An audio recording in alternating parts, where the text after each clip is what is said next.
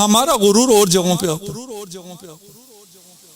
ہمیں غرور ہوتا ہے میں اس مولوی سے پوچھوں میں فلاں رینک کا آفیسر اس مولوی سے پوچھوں.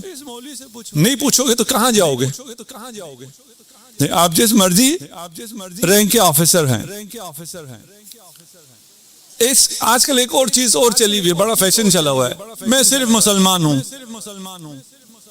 آپ میں بھی ہیں کوئی جو صرف مسلمان ہیں اور فخر بھی کرتے ہیں، قرآن نہیں پڑھتے. قل لم تؤمنوا، کہو ایمان نہیں لائے ہو، ولیکن قولوا اسلمنا، کہو ہم تو صرف مسلمان ہیں. مسلمان ہونا انٹری لیول ہے، کو صرف ہم داخل ہوئے ہیں، صرف کلمہ پڑھا ہے، صرف لا الہ الا اللہ کہا ہے، مسلمانوں میں شامل ہو. وہ نہ کہو کہ ہم مومن ہیں، ہم ایمان لائے ہیں. ایمان ابھی تمہارے دلوں میں داخل ہوا ہی نہیں ہے. صلوات پڑھ دیجئے محمد و آل محمد.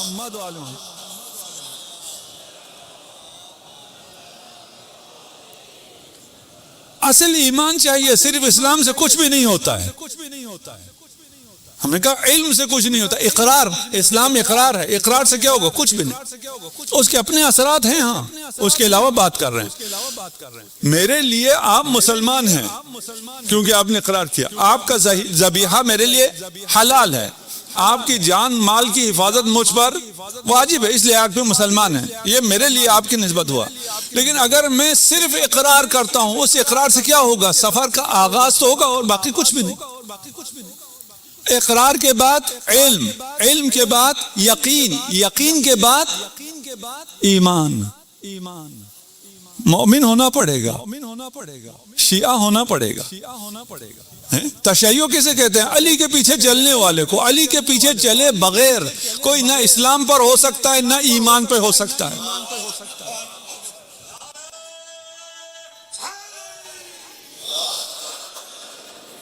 ایمان کیا ہے؟ جب علم و یقین عمل کے سانچے میں ڈلے اسے ایمان کہتے ہیں. یہ نہیں ہے کہ میں مومن ہوں عمل میں کچھ بھی نہیں کرتا. آپ کیسے مومن ہو بھائی؟ ایمان سے آپ کا دور کا بھی واسطہ نہیں ہے، کوئی تکلف نہیں ہے، کوئی تعارف نہیں ہے. اگر ہم میں بھی کچھ ایسے لوگ بیٹھے ہیں ان کا ایمان سے کوئی دور دور کا تعلق بھی نہیں ہے. دل نماز نہیں آتی وہ مومن نہیں ہے. جو کوئی ایک نماز بھی چھوڑ دیتا ہے وہ مومن نہیں ہے. ایک نماز، ہاں اپنی زندگی میں ایک نماز چھوڑے وہ مومن